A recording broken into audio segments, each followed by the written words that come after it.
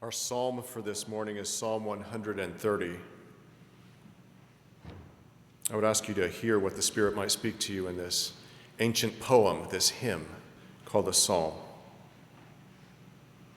Out of the depths, I cry to you, O Lord. Lord, hear my voice. Let your ears be attentive to the voice of my supplications. If you, O Lord, should mark iniquities, Lord, who could stand? But there is forgiveness with you, so that you might be revered. I wait for the Lord. My soul waits, and in God's word I hope. My soul waits for the Lord more than those who watch for the morning. More than those who watch for the morning. O Israel, hope in the Lord, for with the Lord there is steadfast love, and with God is great power to redeem. It is God who will redeem Israel from all its iniquities. And our gospel reading for today is from the Gospel according to St. John, chapter 11, verses 17 through 26 and 38 through 44. Again, listen to what the Spirit might speak into your life, as many of our readings today are about new life and resurrection on this last Sunday in Lent before Holy Week. When Jesus arrived, he found that Lazarus had already been in the tomb for 4 days. Now Bethany was near Jerusalem, some 2 miles away, and many of the Jews had come to Martha and Mary to console them about their brother.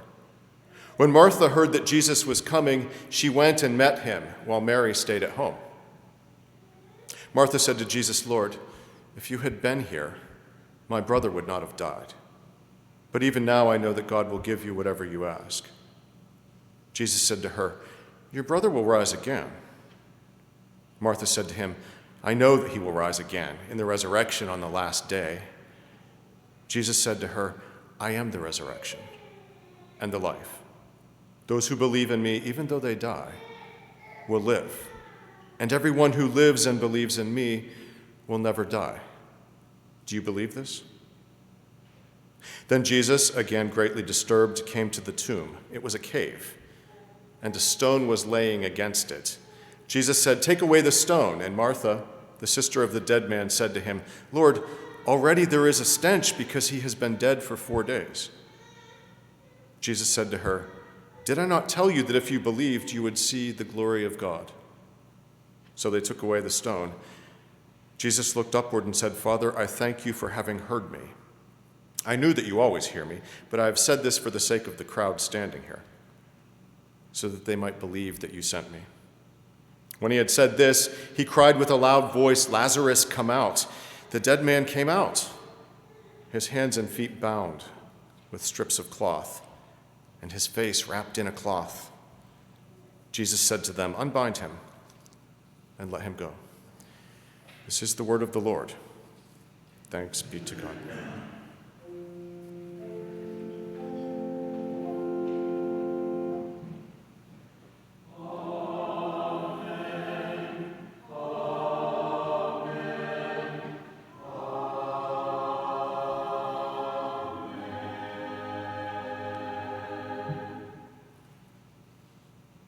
Out of the depths, I cry to you, O Lord.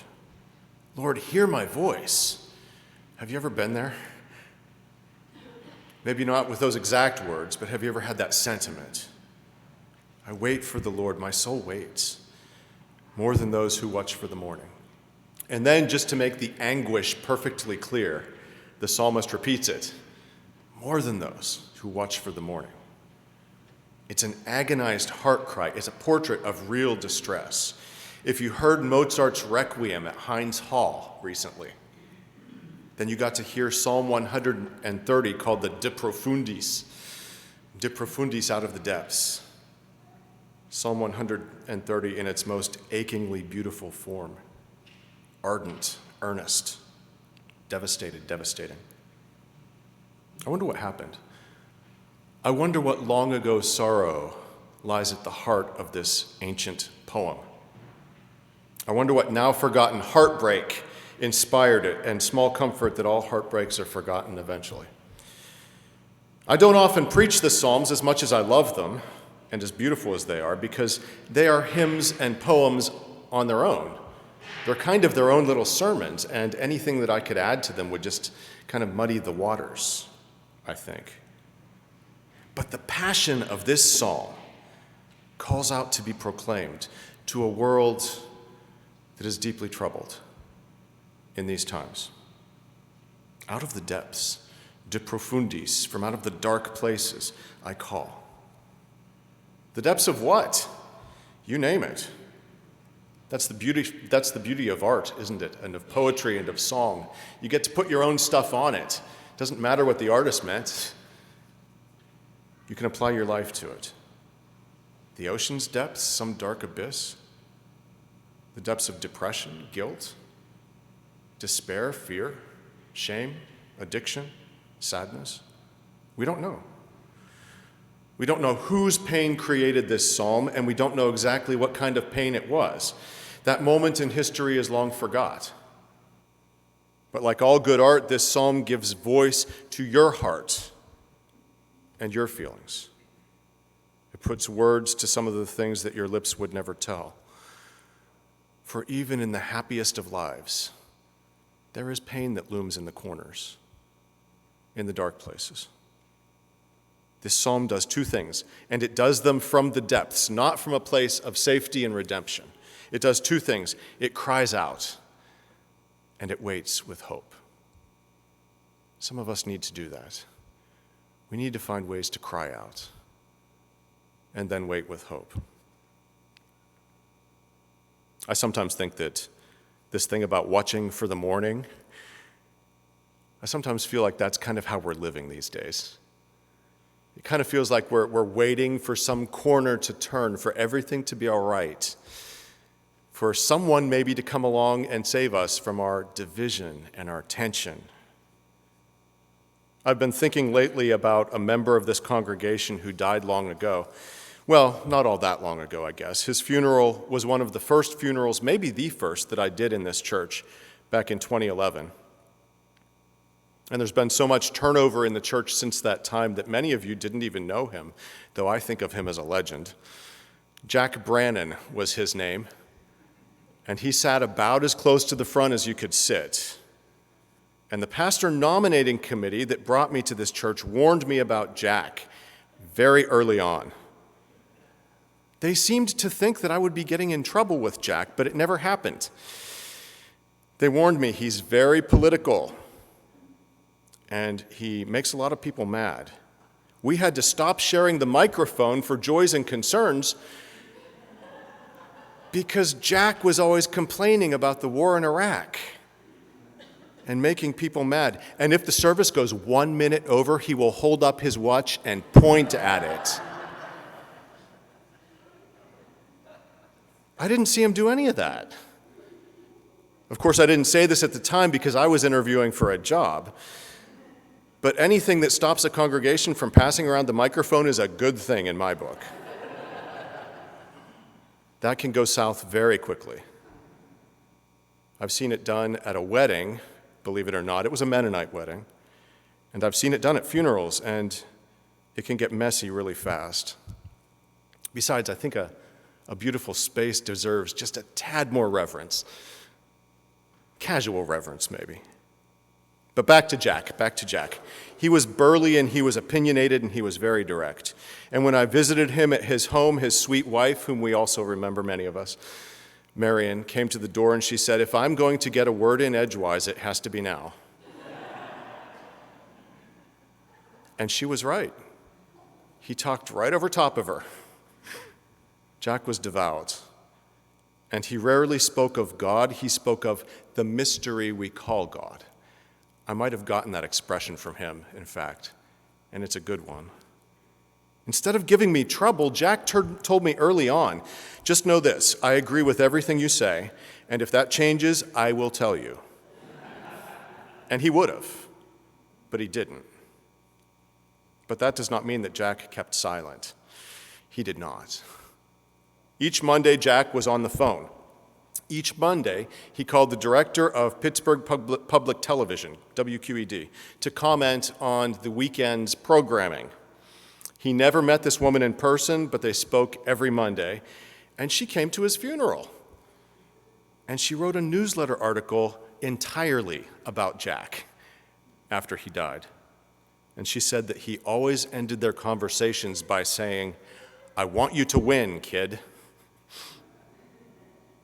Jack also called the church every Monday, back when Emily was our secretary. He never asked to speak to me, though I understand he often gave the former pastor an earful.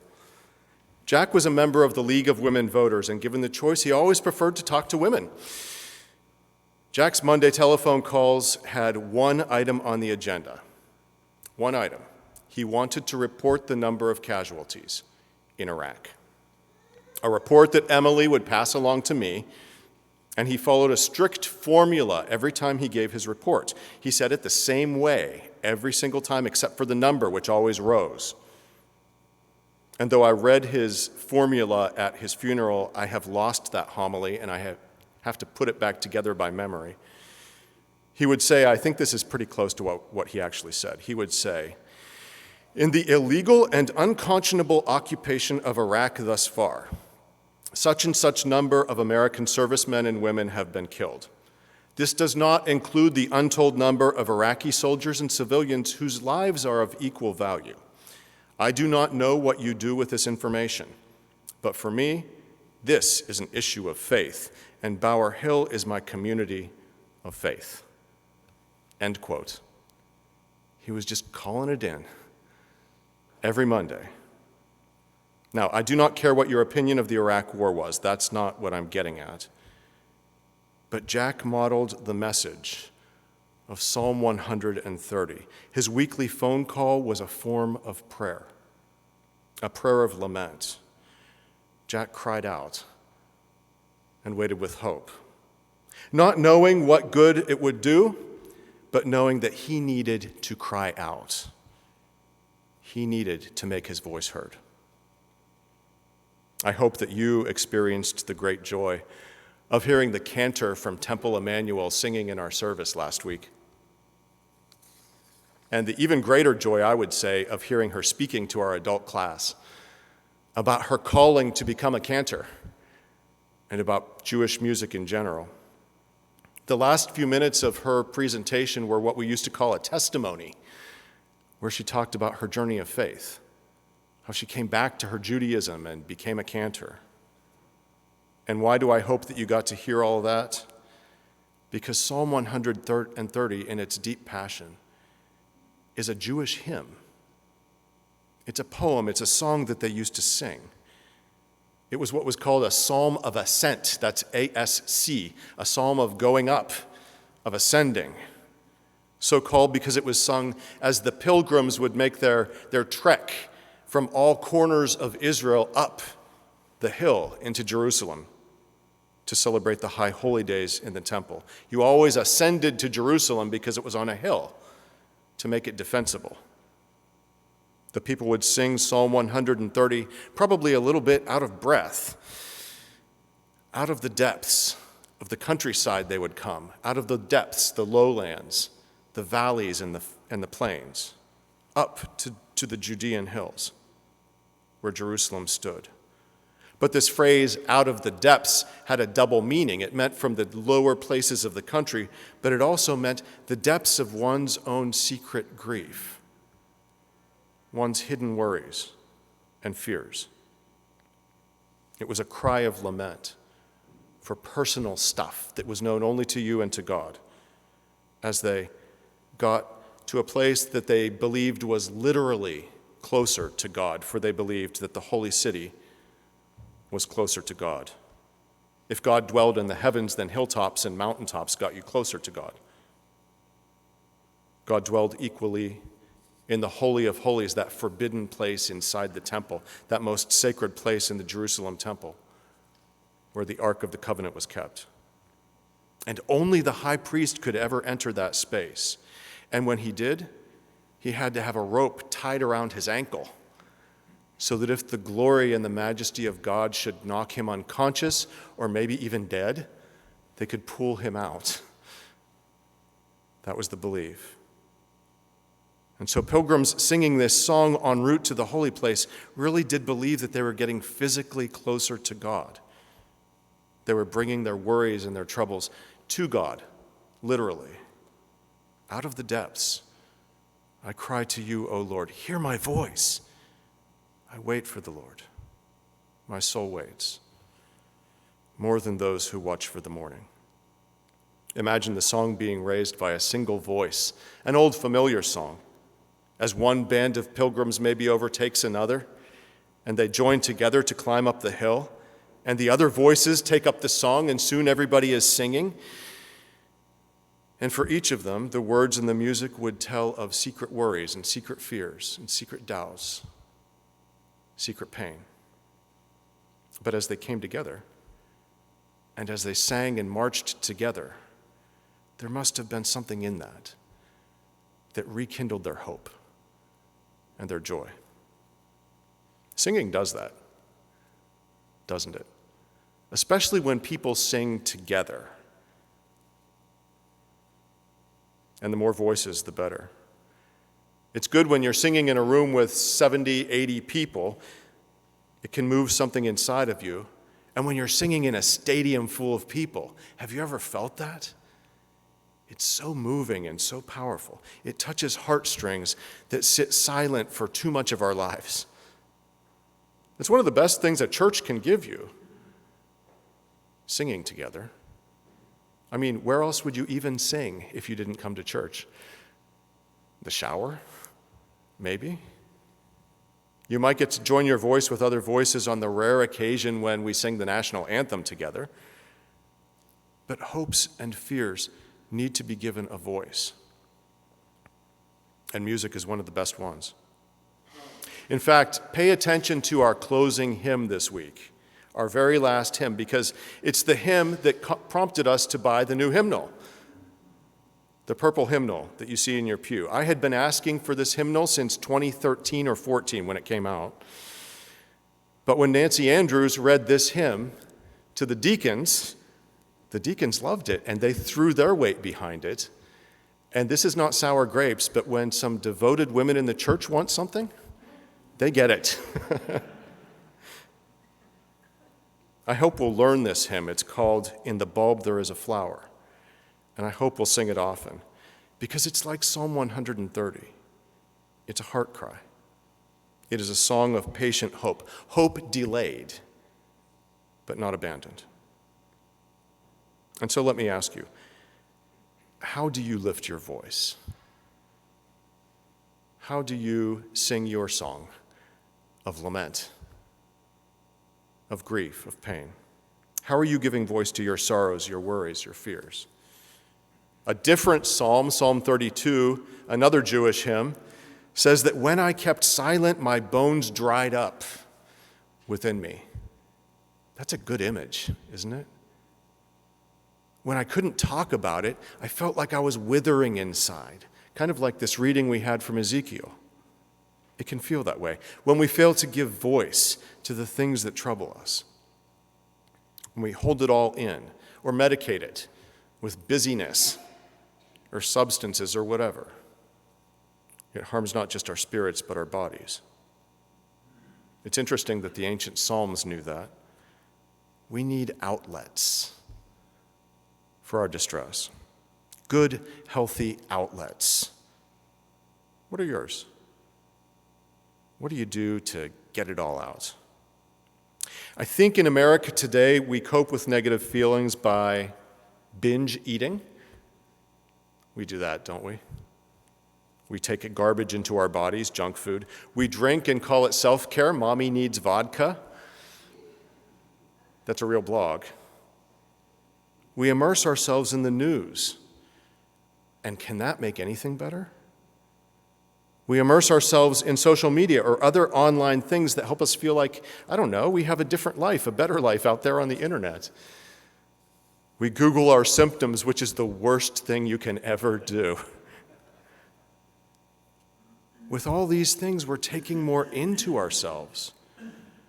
When what we need is not intake, we've got too much intake. We need outlet. We need to give voice to the stuff that scares us and makes us angry and worries us. We need to find good ways to express the feelings that these uncertain times are bringing up in us. How do you do it? How do you release the tension like Psalm 130 does? Well, have you considered singing? You could try that even if your voice isn't very good. I bet you'd feel better. There's so much power in music. Have you considered digging out the instrument you learned to play many years ago and telling it your woes and letting its voice carry them? I bet it might sound woeful at first until you get back in the habit. Maybe you could talk to a therapist or a pastor. There is so much power just in putting things into words and then hearing your own voice speak those words. Words that you've only ever heard inside your own head. To hear your own voice say them, it can be very healing. Sometimes even when you just have to gather your feelings and put them into words, the words aren't enough, but it helps you to process them and make sense of them. Helps you to get a handle on them. And a good therapist can help a person do that. If you're more into a do-it-yourself approach, you could just talk to a close friend. What if you and your best friend had a weekly gripe session where all you did, without trying to fix anything, without trying to solve anything, would be just each person gets 10 minutes to tell the other their sorrows, their griefs, their angers, their anxieties? You could do it alone in your car. I guess that's what I do. I speak in my car all the time, to myself, to God, to other drivers. Putting your feelings into words is a powerful thing. Hearing your own voice speak some things that are never spoken. It's very powerful. It's prayer, isn't it? Not that all prayer has to look like that, but it is a form of prayer, no matter who you're talking to. Lament is one good and respectable form of prayer, as the Psalms teach us. You could journal. There's a lot of power in that, in using your fingers to put something on paper where you could find those things later if you wanted to. You never will, because if you journal, you don't go back and read it usually. You just need to put it on paper. You just need to let it out. You could paint, you could draw, you could exercise vigorously, but remember, you're letting stuff out here. You're letting it go. We all need an outlet. And what else does this beautiful psalm teach us? First, it teaches us to give voice to our pain. And secondly, it teaches us to wait with hope. Hope, which might be the most beautiful, most wonderful thing humans have available to them. Hope. Because even if we don't get the thing that we're hoping for, at least we will have lived with hope. Hope. It's one of the best things. Hope touches those dry bones and brings life to places where you might have thought that all life was gone. Hope for today, hope for tomorrow. Hope that all of our best yesterdays are still treasured away somewhere in the life and the mind of God. And that the worst of our yesterdays are somehow redeemed and made okay and made right. As Martin Luther said, everything that was ever done in this world was done by hope. And how do you have hope? Well, ironically, you do it by staying positive. And so we've got a conundrum here, don't we? You've got to give voice to your pain and your grief, but then you've got to stay positive. You've got to name what is beautiful. You've got to meditate on what is good. You've got to name your blessings and notice beauty and contemplate goodness. Out of the depths, I cry to you, O Lord. Lord, hear my voice. They sang it even as they marched with hope up to Jerusalem to be closer to God. We need this in our times. We must give voice to the stuff that's bugging us, and then we need to wait with hope. More than those who watch for the morning. More than those who watch for the morning. Amen.